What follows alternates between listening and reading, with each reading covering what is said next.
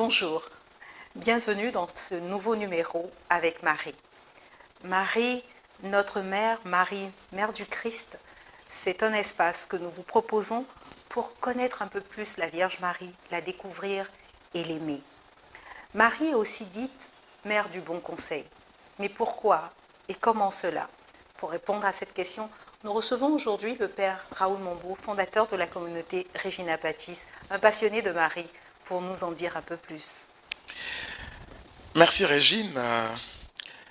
En effet, la conversation de ce jour porte sur un autre titre de gloire de Marie que l'on trouve dans les litanies en l'honneur de Marie, litanie de Lorette. Et ce titre de gloire, c'est Marie, mère du bon conseil. Pourquoi Marie est-elle appelée mère du bon conseil? Et sur quelle base, sur quel fondement biblique peut-on s'appuyer pour dire de Marie, la mère de Jésus, qu'elle est la mère du bon conseil? Dire de Marie qu'elle est mère du bon conseil, c'est lui donner un titre de gloire qui mettrait Marie au-dessus de Salmon, revêtue d'une sagesse incomparable. Donc, la mère du bon conseil, le don de conseil ici est en rapport avec la sagesse. C'est dire de Marie qu'elle est animée d'une sagesse éminente, qu'elle est mère de la sagesse. Mais c'est quoi la sagesse dans les Saintes Écritures? Je voudrais à ce propos nous lire un extrait du catéchisme de l'Église catholique dans la note 2500 qui s'appuie justement sur des textes bibliques pour nous dire en quelques mots qu'est-ce que c'est que la sagesse. La sagesse, dit-on dans les Saintes Écritures, est en effet un effluve de la puissance de Dieu, une émanation toute pure de la gloire du Tout-Puissant. Aussi, rien de souillé ne s'introduit en elle, car elle est un reflet de la lumière éternelle, un miroir sans tache de l'activité de Dieu, une image de sa bonté. Sagesse, chapitre 7, du verset 25 au verset 26. Je poursuis. La sagesse est en effet plus belle que le soleil. Elle surpasse toutes les constellations comparées à la lumière. Elle l'emporte. Car celle-ci fait place à la nuit, mais contre la sagesse, le mal ne prévaut pas. Sagesse, chapitre 7, du verset 29 au verset 30. Je suis donc devenu, dit l'auteur de la sagesse, amoureux de sa beauté. Donc, la sagesse est décrite comme une réalité incomparable. Le seul paradigme avec lequel on peut comparer la sagesse, c'est Dieu lui-même. Voilà pourquoi d'ailleurs dans la Bible, la sagesse est comparée à l'esprit de Dieu lui-même. C'est une émanation de l'esprit. C'est une activité de l'esprit. Sagesse et esprit sont mis en relief, en rapport.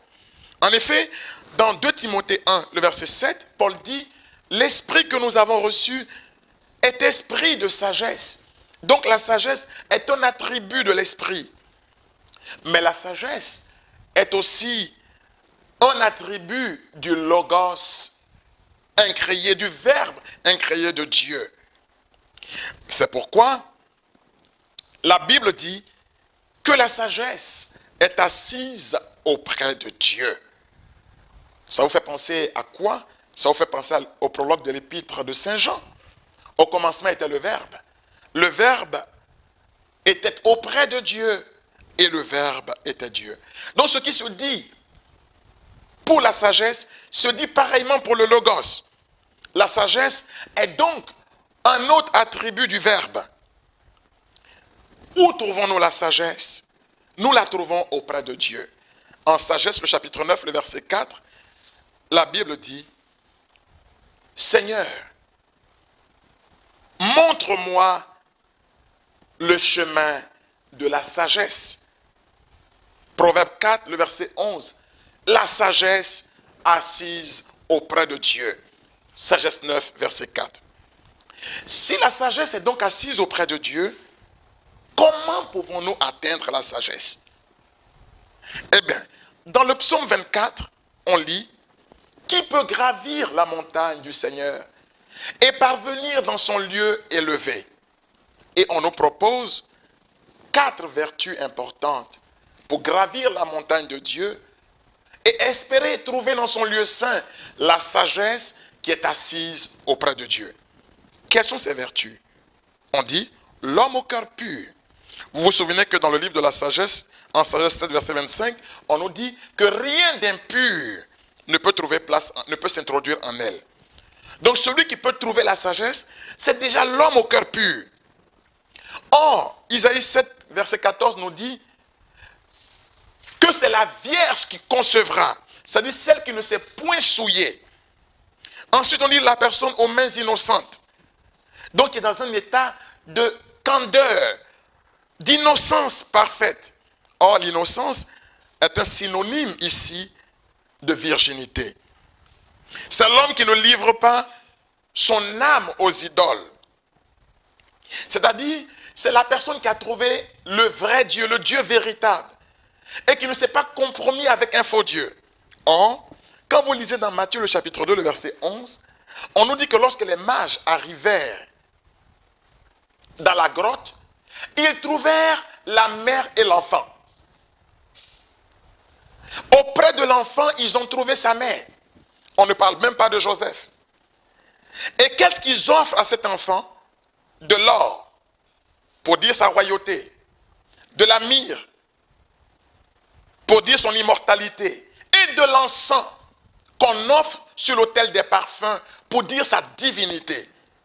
Donc, s'il trouve Marie auprès de l'enfant, ça veut dire que Marie est un cœur qui ne s'attache pas aux idoles, mais c'est un cœur qui a trouvé Dieu, le véritable. D'ailleurs, c'est en elle que le Verbe, le véritable, s'est fait chair. Nous avons dit au cours de la conversation sur la Théotokos que Marie a donné une nature humaine au Logos divin. Marie a donné un visage humain au Verbe éternel de Dieu. Donc, et la 4e vertu, on dit, c'est la personne qui s'attache à la loi du Seigneur. Donc celui qui peut gravir la montagne, celui qui peut trouver le chemin de la sagesse, c'est d'abord l'homme au cœur pur, l'homme aux mains innocentes, c'est l'homme qui ne livre pas son âme aux idoles, et enfin c'est l'homme qui s'attache à la loi du Seigneur. C'est l'homme qui s'attache à la loi du Seigneur. Or, on lit dans Luc chapitre 2, le verset 19, que Marie gardait toutes ces paroles dans son cœur et elle les méditait. Qui est Marie? Marie, c'est la femme au cœur pur. Marie, c'est la femme aux mains innocentes. Marie, c'est la femme qui ne s'est pas livrée à des idoles, mais qui s'est attachée au Dieu véritable. Marie, enfin, c'est la femme en qui toute la loi de Dieu a trouvé une habitation.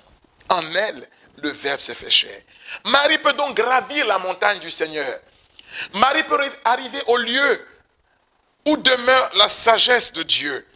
En cela, Marie est déjà mère du bon conseil, mère de sagesse.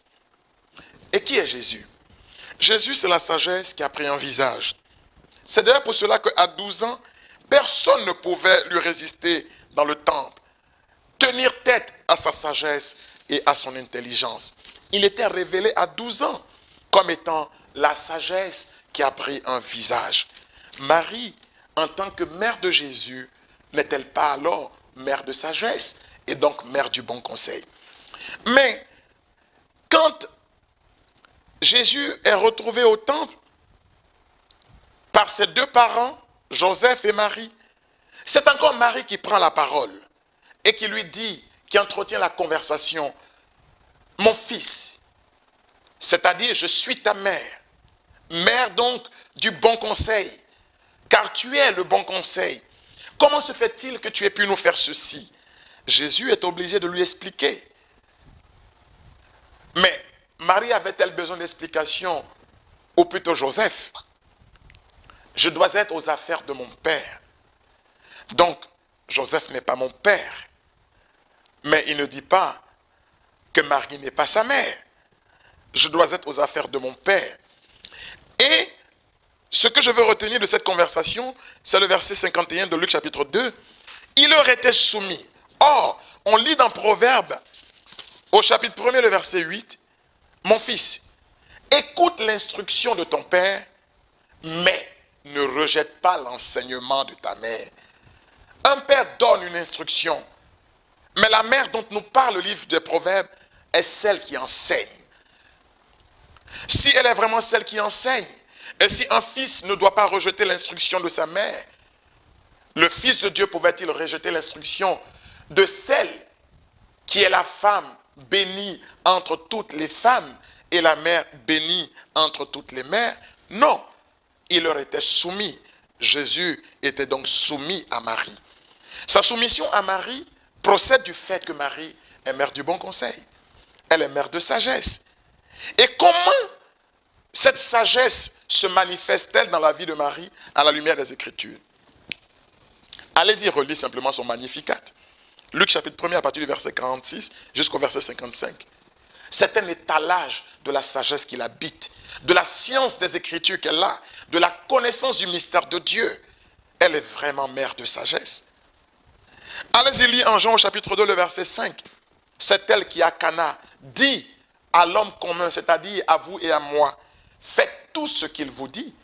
N'est-ce pas là une illustration de son charisme de conseil, du don de conseil dans la vie de Marie? Elle est vraiment mère du bon conseil, mère de sagesse. Et puis, allez-y lire ce qui est écrit en Jean au chapitre 16, le verset 29. Laissez-moi vous trouver le texte, parce que je ne vais pas citer de mémoire, de peur de me tromper. Dans l'évangile de Jean,